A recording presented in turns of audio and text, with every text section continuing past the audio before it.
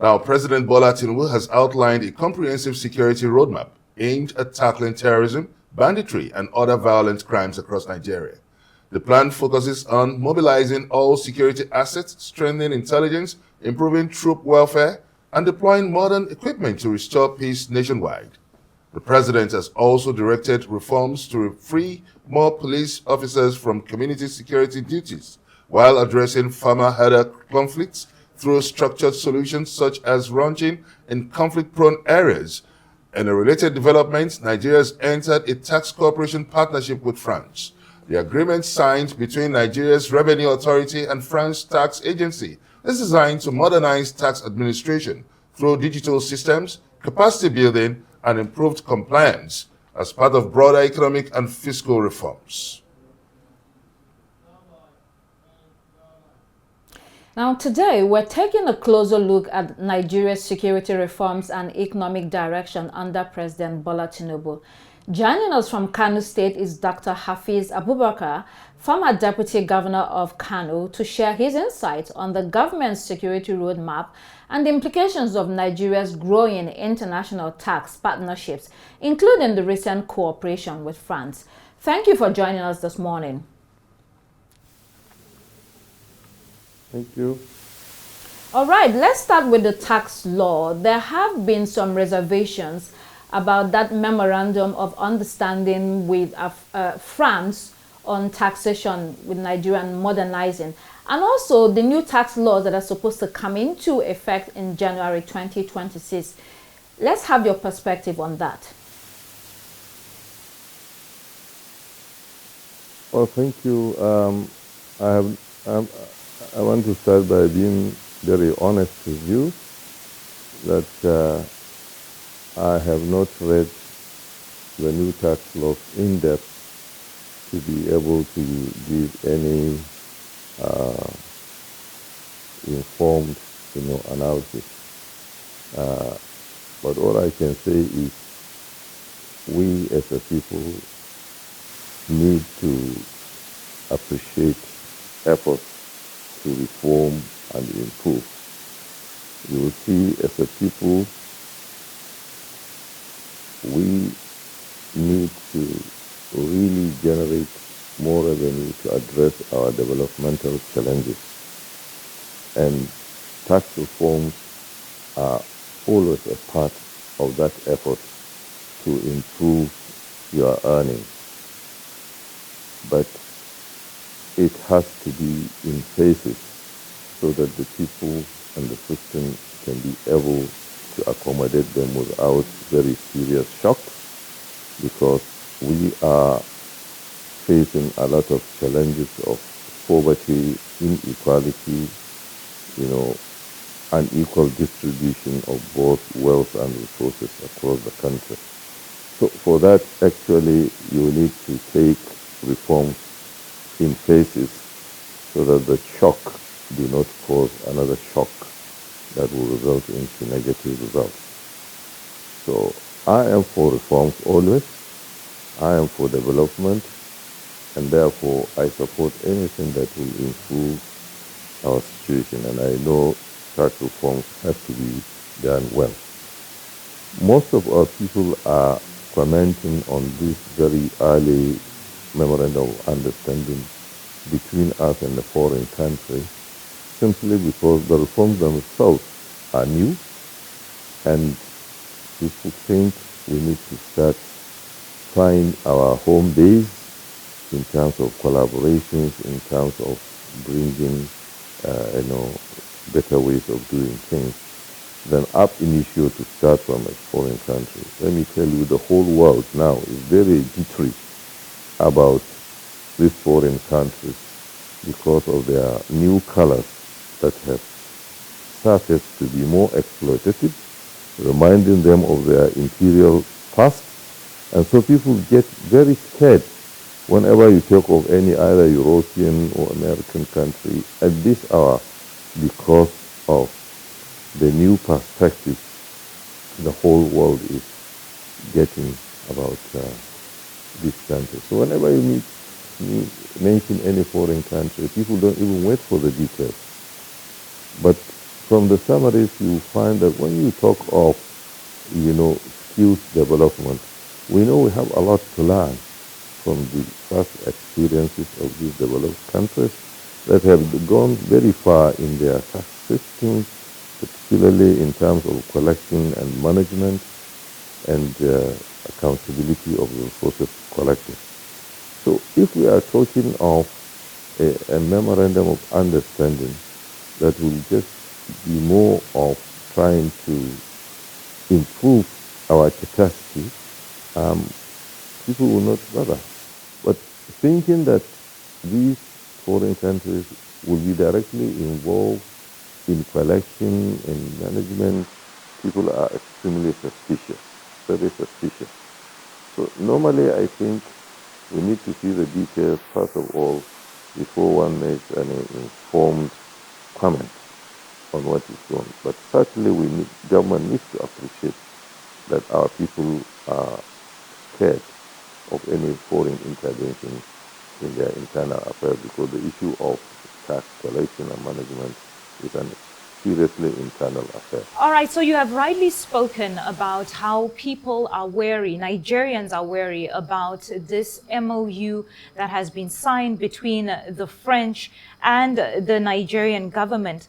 But what I'd like you to comment more on is, do you believe that there might be a possible data breach with this MOU?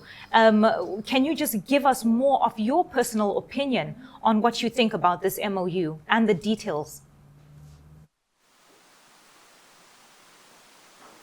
Well, as I said, since I have not read the details of the MOU, I am not in a position to give any informed analysis of what I see. It will only just be speculation, my dear. I've not read the detailed MOU. That's my constraint. Let's look at broader security issues. Kano State, where you're from, is home to almost 1 million out-of-school children, and many feel that this carries a wider security implications because sources from your state claim that many of them are even from outside Nigeria. Yeah. So how do we deal with this situation in the face of the emerging security threats the country faces? Well, for us in Kano, to be honest with you, the issue of out-of-school children has been there for some time. Some of the data actually is jaundiced in the sense that actually, when you say out of school, is out of Western-style schools. That's the fundamental. So it's a question of definition. Substantial number of these are into the local Islamic, Quranic schools. One. Number two, the fundamental issue is that of education and poverty. And I want to commend, honestly, the current Kano State Governor for declaring emergency on education and for actually appropriating the largest share of this 2 years budget to the education sector. And on ground, he is working very, very hard. We have to substantially improve our infrastructure. We have to substantially improve the quality of our teachers as well as even the number. We have to substantially provide the educational infrastructure and teaching, materials. But the issue of this migration to Kano, it's a national issue. And that's what actually is part of the problem. Many of government, not IMC, the central government's attention is not in the issue of the migration, rural, urban, inter-country migration. They see it as a state issue. Now even you yourself, in your thought, you saying it's a Kano State problem. It's not a Kano State problem. It's a Nigerian problem. For these children, even coming from states, talk of our neighboring countries, Kano State government does not have control over the national immigration policy, program, and implementation. You understand? So it's not a state. Kano State is a recipient of a national, international disorder. So both the nation and even other international organizations need to have some programs, need to have activities, need to have some interventions on ground that will complement the government's efforts actually to address the issue of educational infrastructure, quality of teachers, number of teachers, etc., which will also complement a national effort towards the issue of immigration and immigration. So one of the components that I see, even in the Mr. President's security template, is actually the neglect If I may come in of the here. diplomatic component. Okay, thanks, Dr. Abubakar. I'm going to ask you, there's been a groundswell of opposition against the president from the north. So people like former Governor Rabiu Musa Kwankwaso had, alleged marginalization. The Arawa Consultative Forum and the Northern Elders Forum also spoke in those lines, which the presidency has disputed with some information and numbers. Are you in line, or do you align with the northern declarations on marginalization, and how do you think that will affect the president in 2027?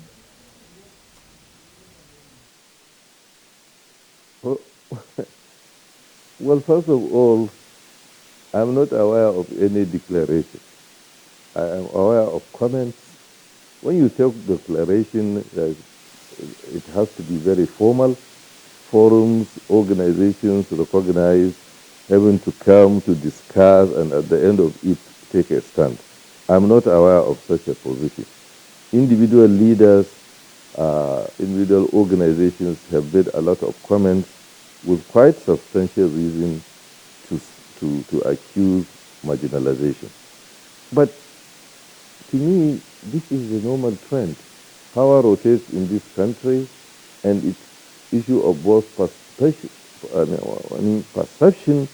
as well as some realities on ground. What is key to the North is that actually the North voted to make President Bola Tinubu the President of the Federal Republic of Nigeria. And in a democracy, you expect a dividend of your vote.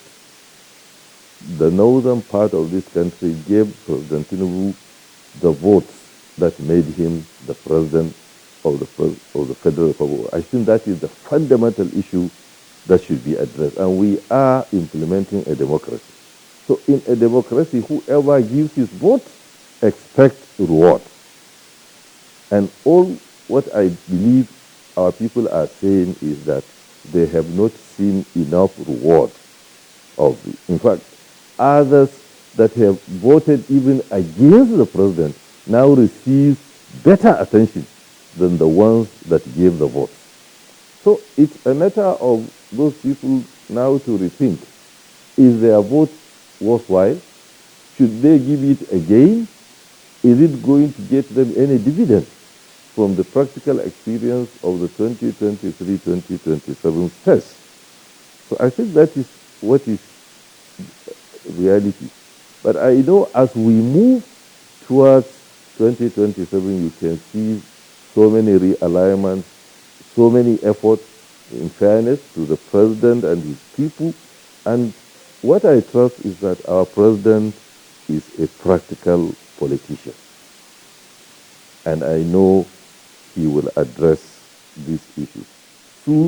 Sorry, let me repeat my question. You've spoken about how the president is a practical politician. Now let's speak a bit more about the command structure. There have been some repeated changes in the security chiefs, and I would like your opinion on what you think the problem is. Do you think it's leadership, is it structure, or is it political will?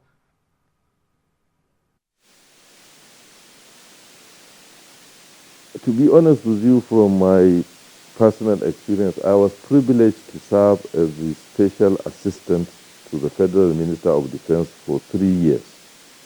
2003, 2000 to 2006. That is under the ministership of Engineer Rabiu Musa Konko. I was privileged to serve in that Ministry of Defense as the Special Assistant to the Minister of Defense.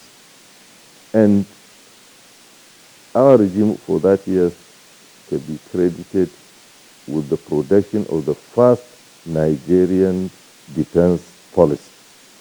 Hitherto, after 1960, that was the last Nigerian defense policy. It was under Rabi Musa Konkoso that the first Nigerian defense policy was produced. And I knew some of the concentration. One of the key issues that President Obasanjo introduced in his presidency was the issue of the deepness of professionalization of our military and our security agencies. Okay, Dr. Hafiz Abubakar, the former Deputy Governor of Kano State, thank you so much indeed for making our time to join us live on Daybreak. We do apologize for the paucity of time, which has always been, it's always been a race against time, you know. Thank you very much indeed for that. I would have loved to ask you questions about the movement into the ranching system, but our time is fast spent.